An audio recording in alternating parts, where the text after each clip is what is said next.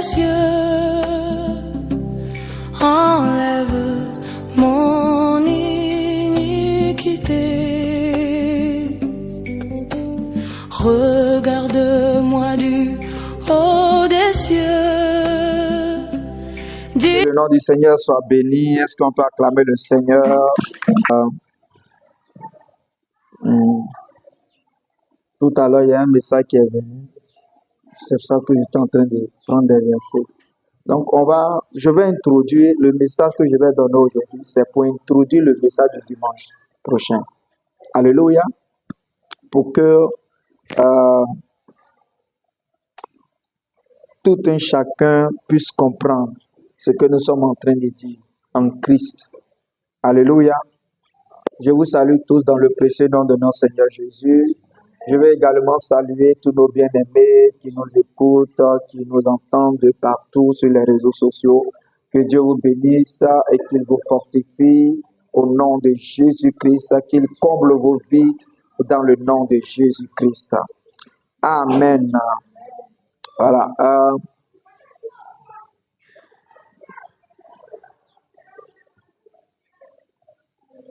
Comme titre, c'est un message court et rapide. Voilà. Vous pouvez mettre la repentance.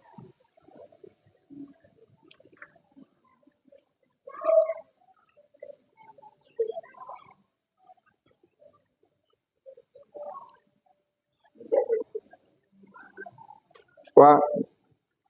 Le thème d'aujourd'hui, j'ai dit c'est quoi? Voilà. C'est un message qui est venu en moins de 5 minutes. Donc, je ne pense pas que ça sera long. Voilà. Amen. Voilà.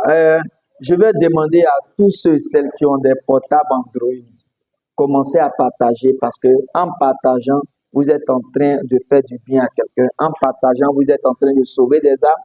En partageant, vous êtes en train d'évangéliser en même temps. Alléluia. Et chaque fois qu'on va se voir, c'est comme ça que nous allons maintenant procéder dans le nom de Jésus-Christ. Parce qu'il faut que des vies soient sauvées. Alléluia. Il faut que des âmes soient délivrées au nom de Jésus-Christ. Alléluia. Donc, commencez à partager, commencez à inviter des personnes à suivre la page au nom de Jésus. Amen. Donc, j'ai dit comme thème de mettre comment? De mettre quoi? La repentance.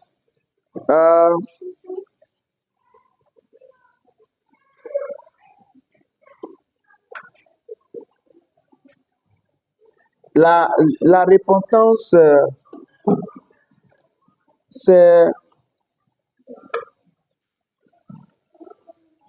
Bon, le thème sur la repentance, en fait, il est un peu confus.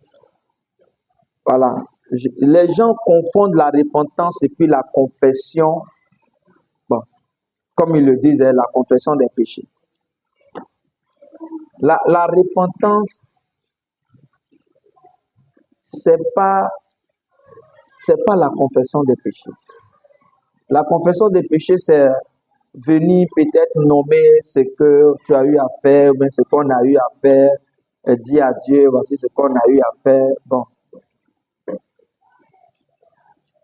Nommer pêle et belle tout ce que nous avons commis peut-être comme péché. Mais la repentance, c'est tout autre. Parce que tu peux confesser tes péchés sans te repentir. Amen. Et tu peux ne pas confesser aussi tes péchés et puis te repentir. Alléluia. Tu peux confesser tes péchés et puis ne pas te repentir. Voilà. Ça veut dire quoi? La repentance, c'est quoi? C'est le changement de mentalité. Changement de quoi? De mentalité. Changement de pensée, changement d'idée. On avait une ancienne mentalité. Maintenant, on change cette mentalité en autre chose qu'on a maintenant connue. Donc, Si tu confesses tes péchés, comme d'autres le font, si tu confesses tes péchés et que tu n'as pas changé de mentalité en ce qui concerne ce péché-là, mais tu n'as rien fait. Tu confesses et puis tu ne changes pas. Tu n'as rien fait. Tu ne t'es pas repenti. Jésus n'a pas dit aux disciples, allez et dites aux gens, confessez vos péchés. Il n'a pas envoyé ces gens comme ça. Il dit, allez et prêchez quoi? La repentance. C'est ce qui est important. Dieu ne nous a pas appelés à la confession. Il nous a appelés à la repentance. Et cette repentance-là, c'est vrai qu'on a des assemblées. C'est vrai qu'on voit beaucoup de serviteurs prêcher, mais en réalité, beaucoup ne prêchent pas l'évangile. Et s'ils ne prêchent pas l'évangile, ça veut dire qu'ils ne se sont pas repentis. Alléluia. Parce que prêcher d'abord l'évangile, c'est la repentance, ce que tu t'es repenti. Pour d'abord prêcher l'évangile. Si tu prêches que ce n'est pas l'évangile, ce que tu n'étais pas repenti. Je cible quoi? Je cible tout ce qu'on peut dire d'un chrétien, disant que le chrétien qui est d'abord enfant de Dieu peut être possédé, peut être envoûté. Bon, si quelqu'un tient ses propos, ça veut dire qu'il ne s'est pas repenti. Il n'a pas accepté l'évangile. Parce que l'acceptation de l'évangile, c'est la repentance. C'est de changer de mentalité, changer d'idée. Envers qui d'abord? Envers Dieu. Dis que Dieu ne te condamne plus. Dieu n'est pas coupable de toi. Dieu ne t'en veut pas. Pourquoi? Parce qu'il est venu se réconcilier avec toi. Et comme il est venu se réconcilier avec toi, si tu l'acceptes comme Seigneur et Sauveur personnel, tu deviens son enfant. Il te donne son esprit et tu introduis un Christ. Et comme tu introduis un Christ, ce qu'on doit te prêcher, c'est l'évangile qui t'amène à te repentir à chaque fois que tu entends l'évangile. Parce que entendre l'évangile amène le croyant à la repentance. À la repentance de quoi? Au changement de mentalité, changement d'idée, changement de pensée. Envers ce qu'il était auparavant. Bon, avant ou bien auparavant. Bref. Alléluia. Donc, ne pas prêcher l'identité du croyant en Christ et le faire croire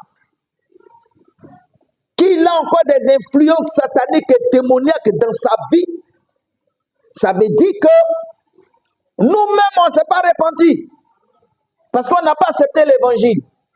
L'évangile, c'est la bonne nouvelle. La bonne nouvelle, c'est la délivrance. La bonne nouvelle, c'est le salut. La bonne nouvelle, c'est l'éternité dans la vie du croyant. La bonne nouvelle, c'est que le croyant est devenu le temple de Dieu. La bonne nouvelle, c'est que le croyant est assis dans les lieux célestes en Christ. La bonne nouvelle, c'est qu'aucun démon, aucun esprit ne peut posséder un enfant de Dieu. Ne pas le dire, c'est qu'on n'a jamais entendu l'évangile, on n'a jamais prêché l'évangile. Et on est venu avec quoi? On est venu avec nos idées, nos pensées, nos fétiches, nos pensées fétichistes dans l'église. Et c'est ce qu'on voit partout. Alléluia. Et ce que les gens ne savent pas, ne pas prêcher l'évangile et prêcher autre chose que l'évangile, c'est permettre et donner aux croyants ou bien aux gens qui t'écoutent d'être possédés par l'esprit que tu diffuses. Alléluia. Donc, regardons ce que Jésus a dit aux disciples.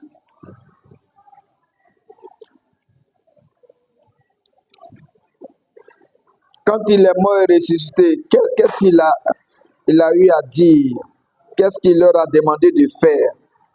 Donc, prenons Matthieu 28. Matthieu 28.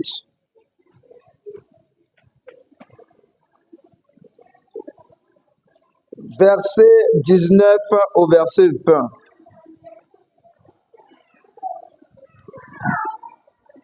Il dit, allez, faites de toutes les nations des quoi? Des disciples. Ces disciples-là, c'est pas que le pasteur ou bien l'homme de Dieu va faire ses disciples à lui. Il s'en va faire des disciples de Dieu, de Christ. Mais faites comprendre. Parce que ne pas permettre aux croyants de défendre l'évangile, mais de défendre l'homme de Dieu, ça veut dire qu'ils ne sont pas disciples de Jésus, ils sont tes disciples. Et s'ils sont tes disciples, ça veut dire qu'ils ne sont pas sauvés. Alléluia. Parce que ce que beaucoup inculquent aux croyants, c'est que les croyants puissent les défendre, les croyants puissent les aimer, mais ne pas défendre l'évangile, ne pas défendre Christ. Donc il dit, je le dis pourquoi, on met la vérité devant toi, on met les versets devant toi, tu dis non. Pourquoi est-ce que cette parole a adressé, ou bien c'est contre ce serviteur? Non, ce n'est pas contre un serviteur de Dieu. Alléluia. On se connaît où? Amen. Donc, Matthieu 28, à partir du verset 19, il dit, allez, faites de toutes les nations des disciples, les baptisant au nom du Père, du Fils et du Saint-Esprit, et enseignez-leur à observer tout ce que je vous ai prescrit. Et qu'on se comprend. Il dit, et enseignez-leur à faire quoi? À observer tout ce que moi Jésus, je vous ai prescrit. Il n'a pas dit, et enseignez-leur à observer tout ce que Moïse et les autres prophètes et moi-même vous ont prescrit. Il dit, enseignez-leur à observer tout ce que moi, je vous ai prescrit. Alléluia. Je vous ai prescrit. Et voici, je suis avec vous tous les jours jusqu'à la fin du monde. Alléluia. Et voici, je suis avec qui? Je suis avec vous. Ça veut dire que si vous le faites ici, je serai avec vous. Alléluia. Et si vous ne le faites pas, je ne serai pas avec vous. Et là, vous serez effrayés. Vous aurez peur. Alléluia. Pourquoi? Parce que ce que vous allez dire là-bas ne sera pas ma parole. Alléluia. Maintenant, Jésus ressuscite. Il parle aux disciples. Il les entretient pendant 40 jours. Et à la Pentecôte, Pierre sort, il prêche. Des gens acceptent Jésus. Et voici où est-ce que les apôtres ont introduit les disciples. Qu'est-ce qu'ils leur ont inculqué? Acte 2, verset 41 au verset 43.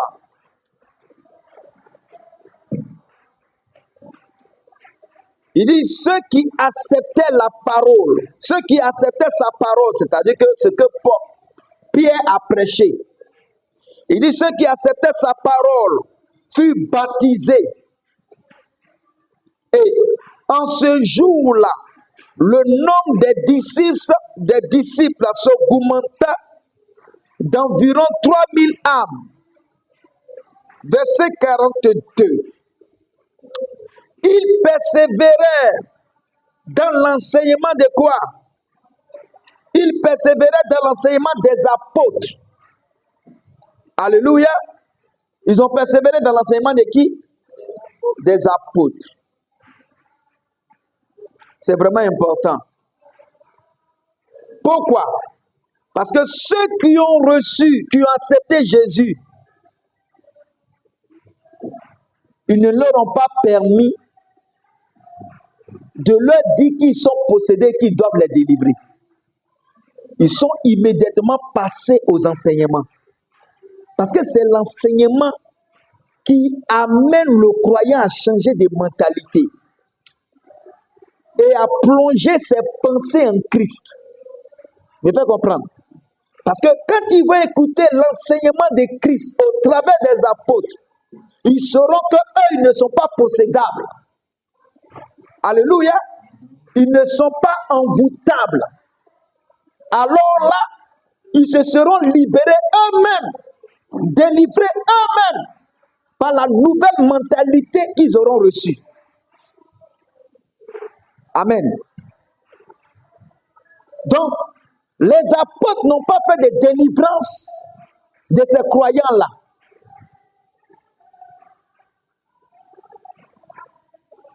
Pourquoi? Parce que Jésus n'a pas délivré tous ceux qui l'ont accepté.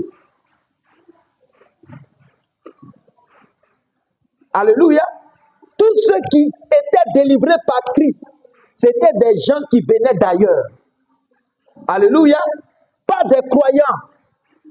Et même s'il y avait des croyants, c'était des juifs, c'était des pharisiens. Alléluia. Pourquoi? Parce que son enseignement t'introduit quelque part en Dieu. Alléluia. Et les apôtres ont marché sur ces traces-là. Ils n'ont pas fait de délivrance d'un chrétien. Ils n'ont pas dit à un chrétien que c'est ton père, c'est ta mère, c'est ta tante, c'est le monsieur, le vieux du quartier là qui est contre toi et c'est lui qui t'a envoûté. Ils ne leur ont pas dit ça. Ils sont demeurés dans les enseignements de Christ. Ils leur inculquaient Christ. Alléluia. La preuve, tellement ils leur ont inculqué Christ.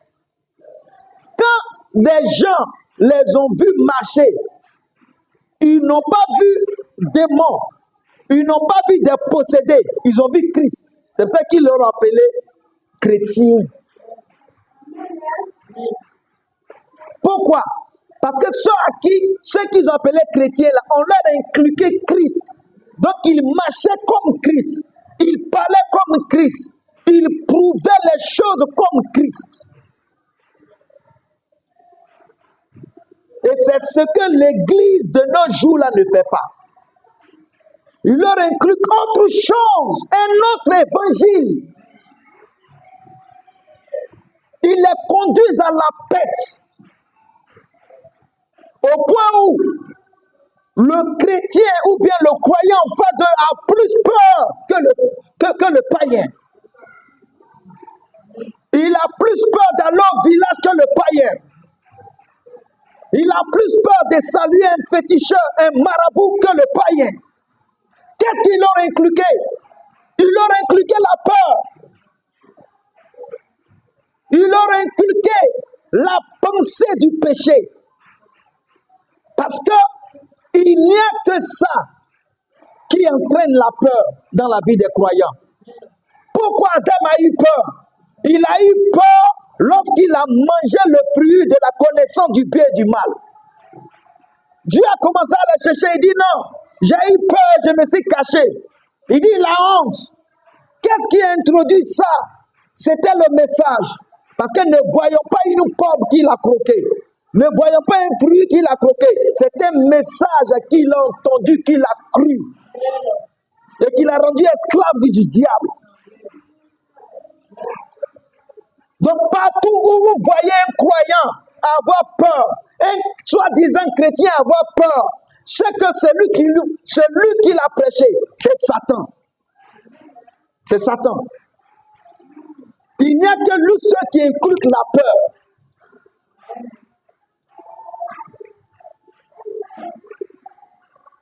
Alléluia. Donc je reprends le verset 42 de Acte 2. Il dit, il persévérait dans l'enseignement des apôtres, dans la communion fraternelle. Donc ça les amenait à être frères, à ne pas douter d'eux. Vous voyez, non? À ne pas se méfier d'eux. Mais de nos jours, tu peux fréquenter une assemblée. Et même le serviteur de Dieu te dit, il faut te méfier de tel frère, de telle sœur. Parce que c'est une sorcière. Quelqu'un qui est croyant. À partir de ce moment-là, celui qui entraîne la division, c'est Satan. Donc le message qu'ils écoutent, c'est le message de Satan. Il n'y a que lui seul qui peut inculquer, qui peut vacciner, qui peut piquer ces gens-là comme ça. C'est lui. Parce que vous les reconnaîtrez à quoi? À leurs fruits. Quelle est sa mentalité? Il pense comment? Comment est-ce qu'il marche? Regarde, qu'est-ce qu'il dit? Tu comprendras si il est de Dieu ou bien il est de Satan. Ce que nous sommes en train de dire est beaucoup important pour l'Église. C'est beaucoup important pour l'Église. Alléluia. Comme c'est une introduction, Dieu voulant, dimanche prochain, nous allons continuer. Il dit, au verset 43,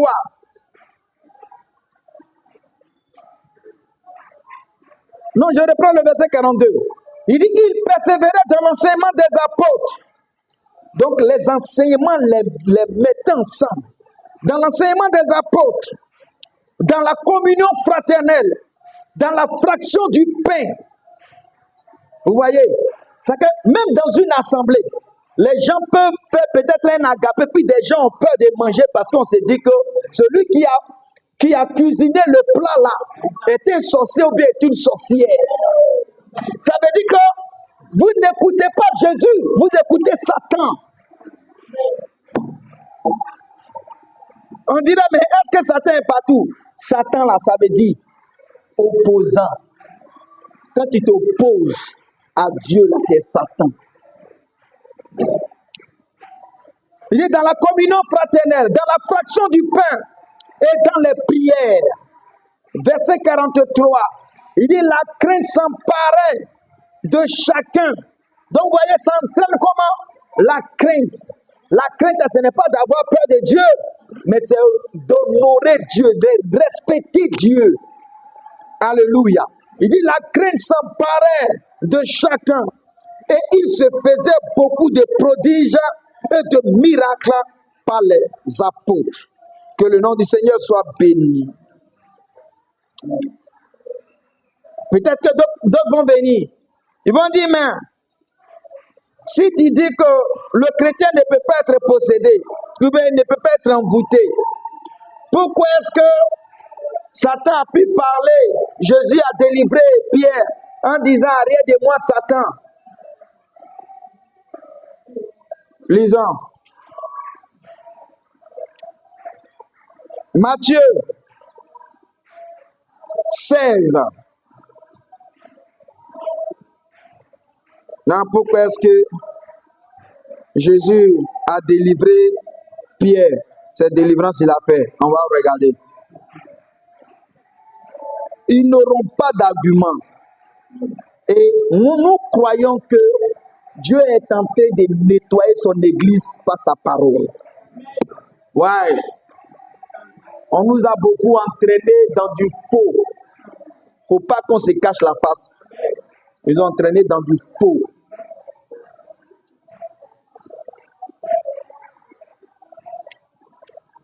Matthieu 16, à partir du verset 21.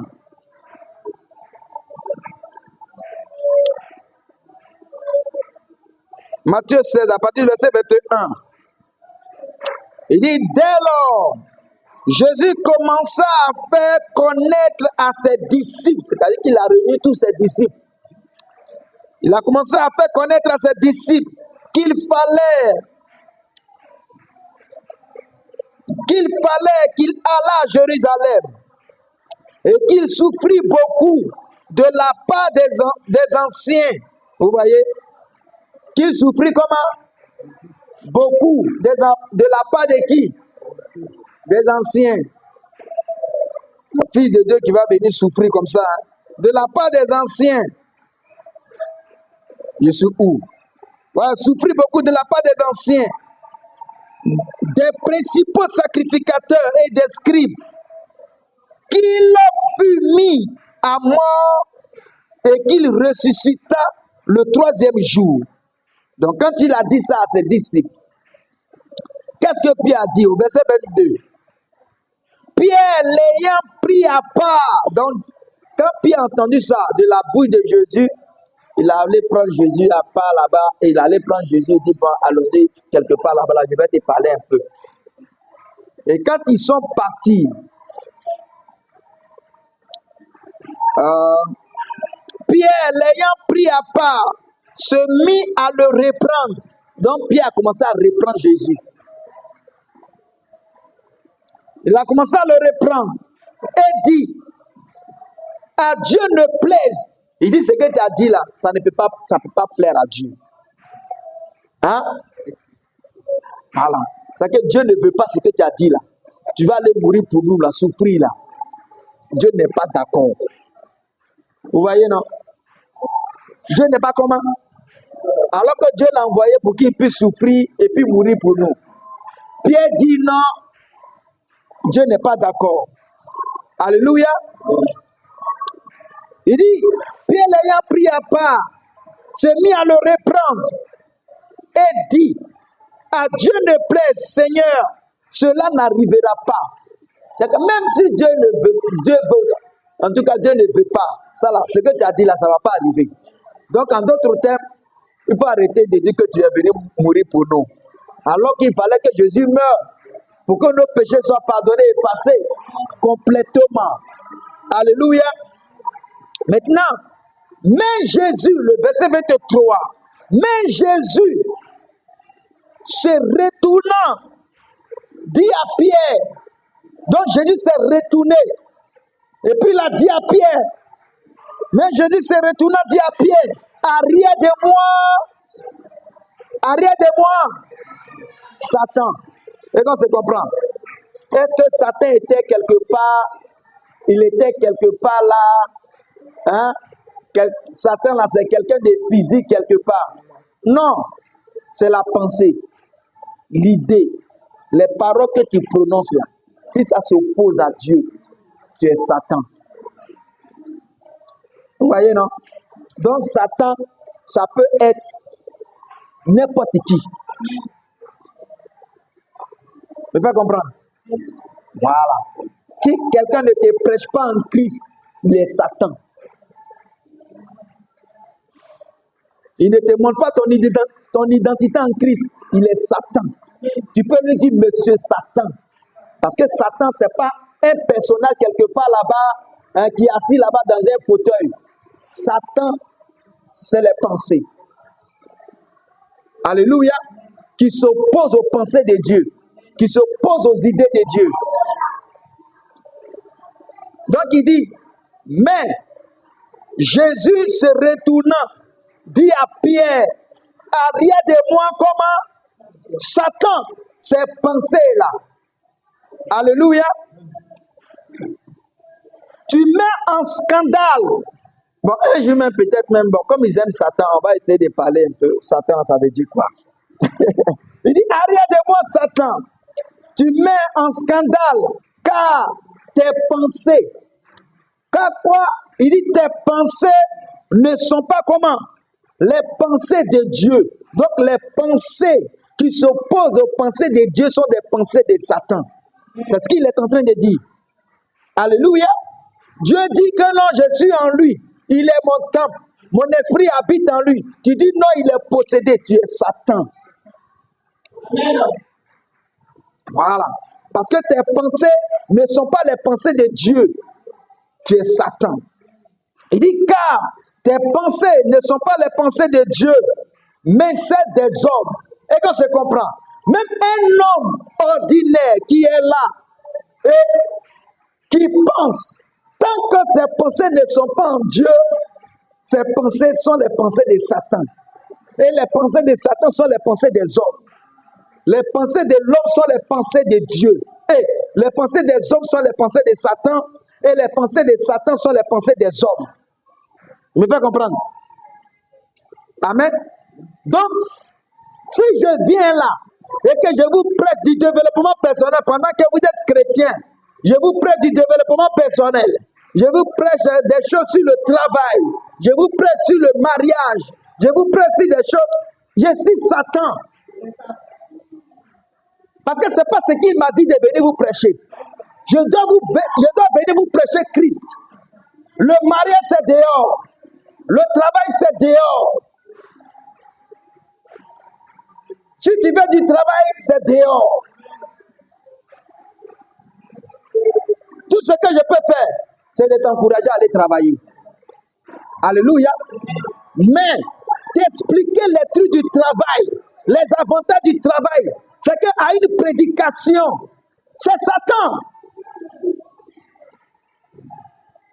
Alléluia. C'est ça l'apôtre Paul dit que nous prêchons Christ et Christ crucifié. Alléluia. Ouais. Que le nom du Seigneur soit béni.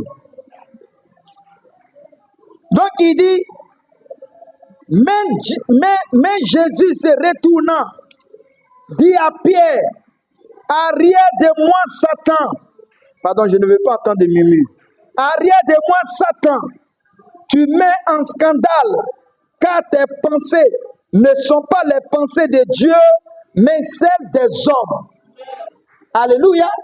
Ouais.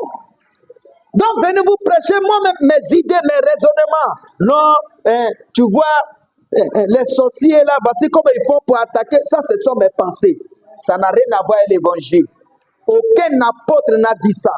Aucun enfant de Jésus n'a prêché cela. Toi, tu sors d'où? C'est Satan. Alléluia. Maintenant, la bonne question qu'il faut se poser. Est-ce que Pierre était enfant de Dieu lorsque Jésus le reprenait? Est-ce que Pierre avait le Saint-Esprit en lui lorsque Jésus le reprenait? Ils n'étaient pas encore convertis. C'est pour ça qu'il dit, quand tu seras converti, parce que l'Esprit de Dieu n'habite pas encore en vous. C'est à la Pentecôte qu'il va habiter en vous. Vous me faites comprendre? Donc, ils n'étaient pas encore enfants de Dieu. Mais ce dont nous parlons là, c'est quelqu'un en qui le Saint-Esprit habite, qui est enfant de Dieu. On dit qu'il n'est pas possédable. Alléluia. Donc, Pierre et les disciples n'étaient pas encore enfants de Dieu. Alléluia. Ils n'avaient pas encore en eux le Saint-Esprit. Ils avaient le Saint-Esprit sous forme de promesse, jusqu'à ce qu'ils arrivent tous à la Pentecôte. Amen. Maintenant,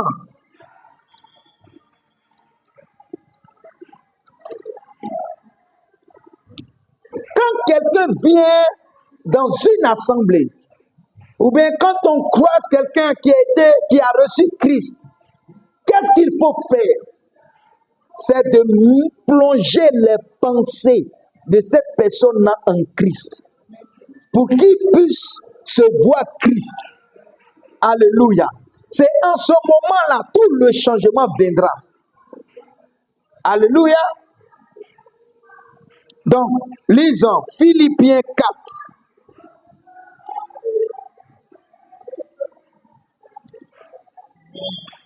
Philippiens 4.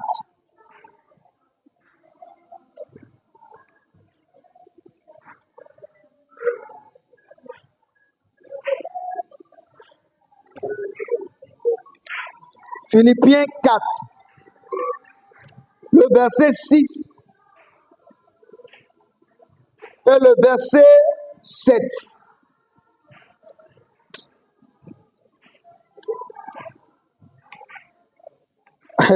Bon, commençons au verset 4. Il dit, réjouissez-vous toujours. Dans quoi? Réjouissez-vous toujours. Dans quoi? Dans le Seigneur.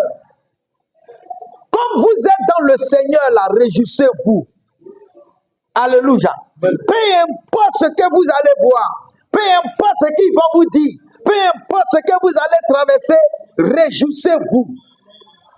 Parce que peut-être par votre comportement, ou bien par votre manière de faire, ou bien d'être, les gens diront peut-être que vous êtes possédé. Mais moi je dis, réjouissez-vous. Tant que vous continuerez de vous réjouir, de vous voir dans le Seigneur, tout cela va se dissiper. Alléluia. Il dit, réjouissez-vous toujours dans le Seigneur. Je le répète, réjouissez-vous. Ça veut dire que ce n'est pas facile. Alléluia. Que votre douceur soit connue de tous les hommes. Le Seigneur est proche. Versets 6 et 7 qui nous intéressent. Ne vous inquiétez de rien. Ne vous inquiétez de quoi? De rien. Quand on dit rien là, rien. Alléluia. Vous n'êtes pas envoûtable. Ne vous inquiétez pas. Alléluia. Croyez seulement, ça va arriver. Alléluia. Il dit, ne vous inquiétez de rien, mais en toutes choses, faites connaître vos besoins à Dieu par des prières, des supplications. Alléluia. Avec des actions de grâce, en remerciant Dieu, bénissant Dieu, parce qu'il a changé votre situation. Alléluia. Il dit, avec des actions de grâce. Verset 7. Et la paix de Dieu. Et quoi? Pas la paix des hommes. Et la paix de Dieu, qui surpasse toute intelligence. La paix de Dieu, là, se trouve où ça? Ça se trouve en nous, dans le croyant. Et la paix de Dieu, qui surpasse toute intelligence, gardera vos pensées. Gardera quoi? Vos cœurs d'abord. Gardera comment? Vos cœurs. Et quoi? Et vos pensées. Où? En Christ. Donc c'est d'amener les pensées du chrétien, du croyant, à être en Christ. Pas croire à la sorcellerie. Pas croire aux démons qui peuvent avoir de l'influence. Alléluia. Sur leur vie. Ou bien sur leur comportement. C'est impossible. Tu dois croire que l'Esprit de Dieu est en toi. Tu es rempli de l'Esprit de Dieu, de la présence de Dieu. Alléluia. Et que tu n'es pas influençable. Alléluia. Même s'il y a des mauvaises pensées qui te traversent par moment, tu ne te laisses pas dominer. Parce que tu gardes tes pensées en Christ. Tu te vois en Christ. Tu te vois en Jésus. Et tu marches comme Jésus. Tu parles comme Jésus. Tu gagnes comme Jésus. Parce que tu es plus que vainqueur. Il dit, gardera vos pensées en Christ. C'est d'amener les croyants à garder leurs pensées en Christ. Que le nom du Seigneur soit béni. Maintenant, quand tu es homme de Dieu, peu importe qui tu es, que tu sois un apôtre, prophète, pasteur, docteur, évangéliste, en réalité, tu n'as pas ton ministère à toi. Amen. Il y a un seul ministère. Donc, où on doit te reconnaître là. Et puis, ce que tu dois dire, on va le lire un peu. Alléluia. Il y a un seul comment? Ministère. C'est le ministère de la parole. Donc, c'est pas dans les trembler, tomber là qu'on doit te reconnaître. On doit te reconnaître dans la parole. Alléluia. Éphésiens 4. Et je vais terminer. Éphésiens 4. À partir du verset 11. Et je lis. Il dit, et il a donné les uns comme comment? Comme apôtres, les autres comme quoi prophètes, les autres comme quoi évangélistes, les autres comme quoi pasteurs, les autres comme quoi comme docteurs. Il dit pour le perfectionnement de qui? Et c'est pour faire trembler les saints. C'est pour faire tomber les saints. S'il y a quelque chose qui doit tomber, ce sont tes pensées qui sont hors de Christ, qui doivent tomber en toi, de toi. Alléluia. Il dit pour le perfectionnement des saints. Tu es saint, mais on doit voir la perfection en toi. Alléluia. Il dit pour le perfectionnement des saints, en vue de l'œuvre du ministère. Donc il y a combien de ministères? Il y a un seul. Et ce ministère-là, c'est le ministère de la parole. Donc si Christ vient devant moi, en tant qu'apôtre, en tant que prophète, en tant que pasteur, en tant qu'évangéliste, en tant que docteur, que tu ne peux pas m'expliquer la parole, basta. Il faut partir. Laisse-moi en paix. Alléluia. Qu'est-ce que tu m'apportes? Quelle est la nourriture que tu m'apportes? Quel est mon pain quotidien d'aujourd'hui? Quelle est ma prédication aujourd'hui? Qu'est-ce que tu m'inculques aujourd'hui? Si ce n'est pas les paroles de Christ, parce que c'est dans ce ministère-là, on saura si tu es vraiment prophète ou pas. Parce que faire tomber les gens, faire trembler les gens, les petits chats le font. Les femmes à Djalou là le font mieux même. Elles tremblent même. Les femmes de combien font ça mieux. Alléluia. Si c'est pour connaître la vie des gens, les femmes de combien là, il y a des féticheurs qui font mieux que ça. Où je dois te reconnaître en tant que serviteur de Dieu, c'est dans le ministère de la parole. Si tu n'es pas capable de me prêcher l'évangile, tu es un faux. Peu importe tes révélations, peu importe tes prophéties, tu es un bandit. Parce que la seule chose qui doit me rester, c'est la parole. C'est elle qui m'apporte l'éternité. Les prophéties vont passer, mais la parole, elle ne pourra jamais passer. C'est dans la parole que je peux me reconnaître. C'est dans la parole que je peux voir qui je suis. C'est dans la parole que je peux comprendre et voir que tu viens de Dieu. Tant que tu ne m'expliques pas la parole, tu es un bandit. Faut pas venir me dire non, je te prêche aujourd'hui, tu vas avoir travail, tu vas avoir travail. Tu es venu aujourd'hui, ma frère, ma soeur, espoir, tu vas te marier, c'est pas une prédication. N'importe qui peut me dire ça dehors. Mon père peut me dire ça. Ma mère peut me zoter dedans. Un bandit dehors là-bas peut me le dire. Prêche-moi la parole, prêche-moi l'évangile. Si tu n'es pas capable, basta, monsieur. Il dit pour le perfectionnement des saints, en vue de l'œuvre du ministère. Donc tous les enfants de Dieu travaillent dans un seul ministère, dans le ministère de la parole, de l'évangile. Il dit en vue de l'œuvre de quoi? Des ministères. Il dit du ministère. Du ministère. Quel est ce ministère? De la parole. Pourquoi? Pour le perfectionnement des saints. Pas pour les faire tomber. Pas pour les faire trembler. Alléluia. Pas même pour leur donner une prophétie. C'est pour leur perfectionnement où? Dans la parole. Il faut qu'ils sachent qu'ils sont en Christ. Et qu'ils commencent à marcher comme Christ. Que le nom du Seigneur soit béni. Il dit pour le perfectionnement des saints en vue de l'œuvre du ministère. C'est vrai que d'autres vont me dire non, il y a 5 ministères. Mais tous ces ministères-là travaillent dans un seul ministère, c'est le ministère de la parole. C'est tout. Rien derrière. Ministère même, ça veut dire service. Les autres ministères qu'on cite là-bas, là. Ministères comme pasteur, comme tata, là. Ce sont des services. Mais on travaille dans un seul ministère. Alléluia. Ouais. C'est comme quelqu'un, il est ministre de l'éducation nationale. Tous ceux qui travaillent dans ce ministère-là, il y a des directeurs dedans. Il y a ses secrétaires dedans. Tous ceux qui partent d'école travaillent dans le ministère de l'éducation nationale. Et nous, notre ministère-là, c'est le ministère de la parole, de l'évangile, de la bonne nouvelle, de la prédication de Christ. Si ce n'est pas ça, tu es un faux.